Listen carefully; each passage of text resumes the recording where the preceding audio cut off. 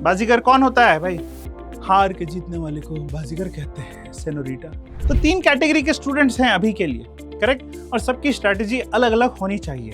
तो one by one सबके बारे में बात करते हैं। सबसे पहले हम लोग बात करते हैं धुरंधर की। बेटा, धुरंधर, सिकंदर और बाजीगर में क्या डिफरेंस है? धुरंधर हम सब जानते हैं एक स्ट्रैटेजिस्ट है, अपनी एक स्ट्रैटेजी बना के चलता है, बहुत ही माइन्यूट डिटेल्स उसने ऑलरेडी प्लान करके रखी हुई हैं। और जैसे कि चेस में हम एक चाल चलते हैं, 2-3 कदम आगे सोच के चलते हैं, दुश्मन की चाल भी सोच के चलते हैं, उस तरीके से बारीकी से प्लान करके धुरंधर हमेशा चलता है और अपनी मंजिल को अचीव करता है। अच्छा, सिकंदर क्या करता है? सिकंदर या बोलेंगे मुकद्दर का सिकंदर, वो क्या करता है? थोड़ी उसकी मेहनत है और थोड़ी सी उसकी डेस्टिनी है जो उसकी मदद करती है और जिससे कि वो अपनी मंजिल तक पहुंचता है, मंजिल के करीब तक पहुंचता है। बट थोड़ा सा भी डिफरेंस है, अभी तक एग्जैक्ट मंजिल तक पहुंचने के लिए थोड़ी सी और मेहनत करने की जरूरत है। और तीसरी कैटेगरी है बाजीगर्स की। अब बाजीगर क्या होता है भाई? बाजीगर वो होता है जो कैसे भी साम दाम दंड भेद सब यूज करके वो अपनी मंजिल तक पहुंचना चाहता है। इस रास्ते में कुछ मुश्किलें आती हैं, उन मुश्किलों से जैसे तैसे बचते बचते फाइनल अपनी डेस्टिनेशन तक पहुंच जाता है। ठीक है, अब तुम बोलोगे सर हम ये सब क्यों डिस्कस कर रहे हैं अभी? भाई बच्चों की भी तो यही हालत है, बोर्ड के एग्जाम खत्म हो गए हैं एक तरफ और जेई का सेकंड अटेम्प्ट आने वाला है और इस बीच में बच्चे भी कुछ इसी तरीके से डिवाइडेड हैं। आओ समझाता हूं कैसे। तो आज हम डिस्कस कर रहे हैं कि जेई के सेकंड अटेम्प्ट के लिए क्या हमारी स्ट्रैटेजी होनी चाहिए जिससे कि हमारे मार्क्स और अच्छे आ सकते हैं। ठीक है, चलो सबसे पहले तो 3 कैटेगरी ऑफ स्टूडेंट्स हैं। जैसा मैंने कहा, पहली कैटेगरी है जिन्होंने ऑलरेडी फर्स्ट अटेम्प्ट में 99 परसेंटाइल ऑलरेडी पा लिए हैं, है ना। अब इनको हम नाम देते हैं धुरंधर्स, है ना। ये धुरंधर हैं, इन्होंने ऑलरेडी मचा रखा है, इन्होंने ऑलरेडी फोड़ दिया है एग्जाम, इनको कोई ज्यादा टेंशन है नहीं क्योंकि ऑलरेडी 99 प्लस आ चुके हैं, है ना। उनके लिए सेकंड अटेम्प्ट ज्यादा कुछ मायने रखता नहीं है। ठीक है, बात करेंगे इनकी क्या स्ट्रैटेजी होनी चाहिए, बट उससे पहले देख लेते हैं सेकंड कैटेगरी। सेकंड कैटेगरी है 90 to 99 परसेंटाइल वाले बच्चे जो फर्स्ट अटेम्प्ट में लेके आए हैं। इनको हम लोग कैटेगरी में डालते हैं मुकद्दर का सिकंदर, है ना। सिकंदर बोलेंगे या मुकद्दर का सिकंदर बोलेंगे, है ना। डेस्टिनी के सिकंदर हैं ये। ठीक है, ये 90 से 99 परसेंटाइल के हैं। अभी थोड़ा सा स्कोप है इंप्रूवमेंट का, थोड़ा सा पुश करेंगे तो ये भी धुरंधर बन सकते हैं, है ना। और एक तीसरी कैटेगरी है जिनके अभी 90 परसेंटाइल से कम आए हैं फर्स्ट अटेम्प्ट में, तो इनको हम कैटेगरी में रखेंगे बाजीगर्स की। क्योंकि बाजीगर कौन होता है भाई? हार के जीतने वाले को बाजीगर कहते हैं सेनोरिटा। नहीं, सेनोरिटा नहीं थी, बट ठीक है, ये बाजीगर्स हैं, है ना। तो इनको अभी थोड़ी और ज्यादा मेहनत करने की जरूरत है। तो 3 कैटेगरी के स्टूडेंट्स हैं अभी के लिए, करेक्ट, और सबकी स्ट्रैटेजी अलग अलग होनी चाहिए। तो वन बाय वन सबके बारे में बात करते हैं। सबसे पहले हम लोग बात करते हैं धुरंधर्स की, जिन्होंने ऑलरेडी 99 परसेंटाइल अचीव कर लिया है अपने फर्स्ट अटेम्प्ट में। तो लाइफ ऑलरेडी बहुत ज्यादा सॉर्टेड हो चुकी है, जो भी इनका प्लान था वो प्लान ऑलरेडी वर्क कर रहा है।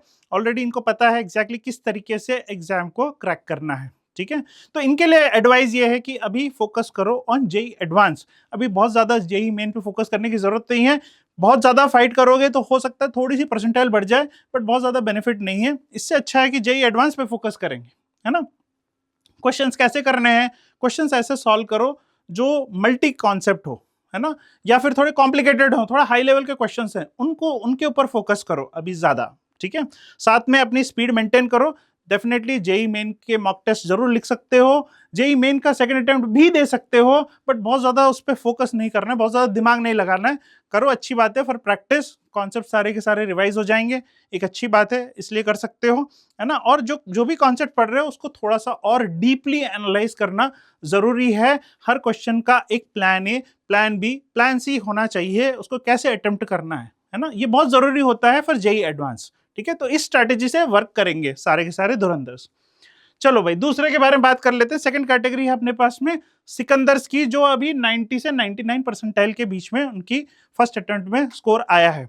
तो अब इनमें क्या करना है भाई? जो गैप है उसको ब्रिज करना है। अभी थोड़ा सा अभी और मेहनत करने की जरूरत है।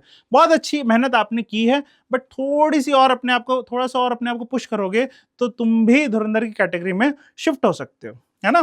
तो उसके लिए क्या करना है भाई? 4 चीजें। सबसे पहले तो पीवाईक्यू मास्टरी, ये तो सबको पता है कि पीवाईक्यूज सारे के सारे अच्छे से वापस से रिवाइज करने हैं, स्पेशली लास्ट 5 इयर्स के, उसको अच्छे से फोकस करना है।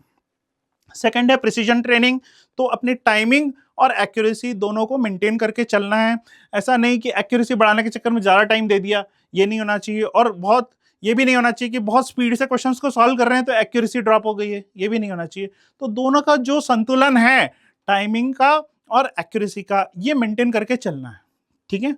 तीसरी एडवाइस ये है कि जो भी गैप है, जो गैप है जिसकी वजह से तुम्हारी परसेंटाइल थोड़ी सी कम रह गई है, हो सकता है कोई एक सब्जेक्ट हो जिसमें कि कम रह गई हो सकता है कोई कॉन्सेप्ट हो जिसकी वजह से थोड़ा कम रह गया हो तुम्हारा स्कोर, तो उसको आइडेंटिफाई करना बहुत जरूरी है ना। तो गैप एनालिसिस करना बहुत जरूरी है। तो मॉक टेस्ट में बार बार एनालाइज करो कि क्या मिस्टेक्स कर रहे हो जिनकी वजह से परसेंटाइल ड्रॉप हो जा रही है। या तो अटेम्प्ट कम है या फिर एक्यूरेसी अच्छी नहीं है, दोनों में से एक प्रॉब्लम है, या हो सकता है दोनों ही प्रॉब्लम हो। तो जो भी है उसको फिक्स करना जरूरी है। तो ज्यादा से ज्यादा टेस्ट लिखो और बार बार अपना गैप एनालिसिस करो अच्छे से, ठीक है। और चौथी चीज है भाई, ये सबसे इंपॉर्टेंट है, ये है having the right mindset. Mindset अपना बिल्कुल सही होना चाहिए, ठीक है। एंग्जाइटी को थोड़ा कंट्रोल करो, नर्वसनेस को थोड़ा कंट्रोल करो। एग्जाम की जो टेंशन होती है, बहुत बच्चे ऐसे होते हैं जिनको पता सब कुछ होता है बट जब एग्जाम में लिखने बैठते हैं तो एकदम ब्लैंक हो जाते हैं। तो ऐसा नहीं करना है, अपने आप को मेंटली स्ट्रांग बनाओ, है ना। ये काफी इंपॉर्टेंट है। जो भी स्ट्रैटेजी तुमने सोची है उस स्ट्रैटेजी को वहां पे पूरा 100% एग्जीक्यूट करना है तुमको, तभी रैंक अच्छी आ सकती है, ठीक है। तो ये 4 चीजें ध्यान रखेंगे। थर्ड कैटेगरी ऑफ स्टूडेंट्स जो हैं बाजीगर्स, वो हैं जिनके अभी फर्स्ट अटेम्प्ट में 90 परसेंटाइल से कम आए हैं, है ना। इनको क्या करना है भाई, देखो अपने पास ज्यादा टाइम है नहीं, लेट्स बी प्रैक्टिकल, हमारे पास बहुत ज्यादा टाइम है नहीं अभी एग्जाम से पहले। अब क्या करना है, स्मार्ट वर्क। अभी हम फोकस करेंगे सिर्फ स्मार्ट वर्क पे। कैसे कर सकते हैं हम स्मार्ट वर्क, उसके लिए सबसे पहले तो सारे टॉपिक्स अभी करने मत बैठो। जो टॉपिक्स तुमने अभी तक नहीं किए हैं उनको अभी छोड़ दो। Focus on category A and B topics only, है ना। कौन से category A and B topics, वो टॉपिक्स हैं जो बहुत ज्यादा रिपीट होते हैं एग्जाम में, है ना। क्या होते हैं वो भी मैं बताऊंगा अभी थोड़ी देर में। साथ में स्ट्रैटेजिक रिवीजन करेंगे, हर एक चैप्टर की एक समरी बनाएंगे, माइंड मैप बनाएंगे, उससे सारे चैप्टर को अच्छे से रिवाइज करेंगे, है ना। अभी सब कुछ पढ़ने का हमारे पास टाइम नहीं है, अभी शॉर्ट तरीके से स्मार्ट तरीके से हमको अपनी पढ़ाई करनी है, ठीक है। टाइम मैनेजमेंट ये भी बहुत इंपॉर्टेंट है। एग्जाम के अंदर कैसे टाइम मैनेज करना है उसकी स्ट्रैटेजी होनी चाहिए। साथ में तुम्हारी पढ़ाई की भी क्या स्ट्रैटेजी है, कैसे तुम पढ़ाई कर रहे हो घर पे, वो उसकी भी एक स्ट्रैटेजी होनी चाहिए। एक पूरा टाइम टेबल बनाओ, शेड्यूल बनाओ और उसको फॉलो करो टू द कोर। अभी हमारे पास एक भी सेकंड नहीं है वेस्ट करने के लिए, ठीक है। अभी टाइम बहुत इंपॉर्टेंट है, ठीक। तो एक प्रॉपर प्लान बनाओ और उसको एग्जीक्यूट करो। अभी भी हमारे पास ऑप्शन है कि हम अपनी कैटेगरी बाजीगर से हो सकता है हम धुरंधर में शिफ्ट कर जाए, नहीं होगा तो कोई बात नहीं, सिकंदर तो बन ही जाएंगे, कम से कम 90 to 99 परसेंटाइल तक तो पहुंच ही जाएंगे, है ना। तो उस पर हमको फोकस करना है। चौथी चीज है आइडेंटिफाई मिस्टेक्स। ये सबके लिए इंपॉर्टेंट है। जो भी गलती हुई है फर्स्ट अटेम्प्ट में उसको करेक्ट करना बहुत जरूरी है। वापस अगर हम वही स्ट्रैटेजी अपनाएंगे जो पहले हमने अपनाई थी तो रिजल्ट भी वैसे ही आएगा, है ना। तो अगर गलत चाबी से अगर ताला खोलने की कोशिश करोगे तो ताला कभी नहीं खुलेगा। तो राइट चाबी ढूंढो। तो वो सोचो कि क्या मिस्टेक्स की थी तुमने पहले, उसको तुम्हें अभी फिक्स करना बहुत जरूरी है, ठीक है। तो identify mistakes, this is very important. एक एरर लॉग बनाओ, एक एरर की एक नोटबुक बनाओ, उसमें जो भी टेस्ट पेपर कर रहे हो उसमें हर एक क्वेश्चन के आगे लिखो कि इसमें क्या गलती हुई, क्यों ये क्वेश्चन तुम सॉल्व नहीं कर पाए, ठीक है। धीरे धीरे तुम्हें टाइम के साथ पता लगेगा कि क्या मिस्टेक्स तुम बहुत ज्यादा रिपीट कर रहे हो, ठीक है। अब कैटेगरी ए क्या होती है, ए और बी क्या होती है, तो ये चैप्टर्स की लिस्ट है। यहाँ पे ऑलरेडी मैंने कैटेगरी ए और बी लिख रखा है बेस्ड ऑन वेटेज, है ना। ये चैप्टर्स जो हैं मोस्ट रिपीटेड है, लास्ट कुछ साल में यही चैप्टर्स से ज्यादा क्वेश्चंस आए हैं, तो इसलिए इनका वेटेज हाई है, इसलिए इनको कैटेगरी और ए और बी में रखा है। ये फिजिक्स के टॉपिक्स हैं। ये पूरी लिस्ट या तो स्क्रीनशॉट ले लो या फिर मैं डिस्क्रिप्शन में भी इसका लिंक डाल दूंगा, तो उसको जरूर से चेक कर लेना। You can also download it as a PDF, ठीक है। तो कैटेगरी ए में देखो, ए में 43% है, इधर 33% है। टोटल मिलाओगे दोनों का तो 76%, मतलब 76% वेटेज इन चैप्टर से आया है। इनको अभी फिनिश कर लोगे तो काफी है। बाकी चैप्टर्स को ऐसा नहीं कि कंप्लीटली इग्नोर करना है, बट कम से कम इनके फॉर्मुलेज देख लो।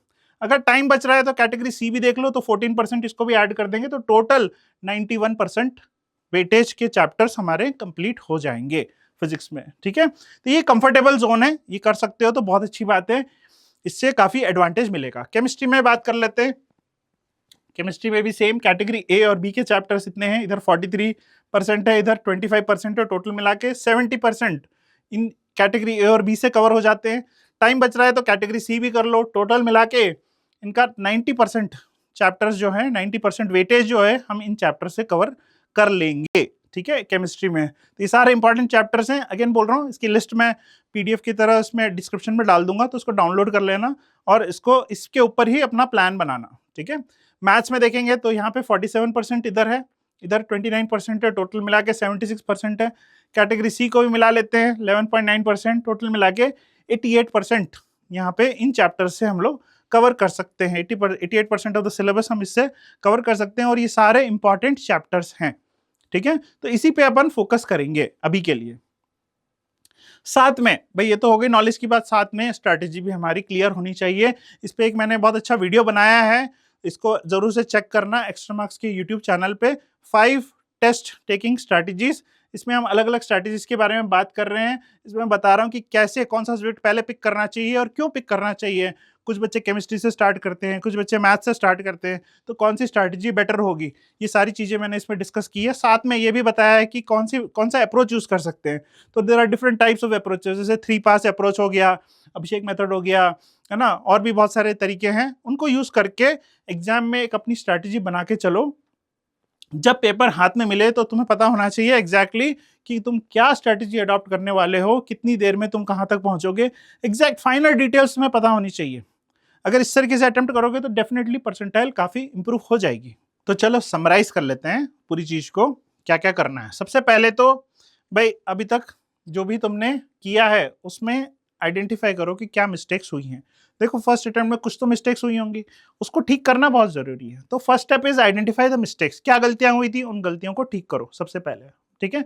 इसके लिए मॉक टेस्ट जितने हो सकते हैं उतने मॉक टेस्ट लिखो और हर एक गलती को अच्छे से लॉक करके लिखो अपने पास में कि क्वेश्चन 1 में ये गलती हुई, क्वेश्चन 5 में ये गलती हुई, इस तरीके से प्रॉपर तरीके से लिख के रखो। Second is stay consistent. Consistency बहुत इंपॉर्टेंट है। अभी तक जो भी मोमेंटम तुमने गेन किया है फर्स्ट अटेम्प्ट के टाइम पे या फिर बोर्ड एग्जाम के टाइम पे थोड़ा थोड़ा प्रैक्टिस करते रहे होगे, तो उस मोमेंटम को अभी कम नहीं करना है, अभी और ज्यादा करना है ना। ये लास्ट के जो कुछ हफ्ते हैं इसमें अपनी जो स्पीड है, कैलकुलेशन की स्पीड है, उसको बहुत ज्यादा और इंटेंसिफाई करना है ना, और ज्यादा बढ़ाना है, उसको कम नहीं करना है, स्लो डाउन नहीं करना है, ठीक है। तो कंसिस्टेंट रहो, जैसे तुम पेपर सॉल्व कर रहे हो वैसे ही करते जाओ। क्या रिजल्ट आएगा नहीं आएगा ये सब बात की बातें हैं, वो हम बाद में देखेंगे, ठीक है। बट हमारी मेहनत में कोई कमी नहीं रहनी चाहिए। तीसरा सबसे इंपॉर्टेंट है, बहुत सारे बच्चे ऐसा करते हैं कि अभी पता नहीं इतना टेंशन ले लेते हैं और नींद छोड़ देते हैं या फिर जो है हेल्थ में कुछ अनशन जंक आइटम्स खाने लग जाते हैं। ये सब चीज़ें नहीं करना है ना। इस टाइम पे हेल्थ और स्लीप पे पूरा फोकस करना है।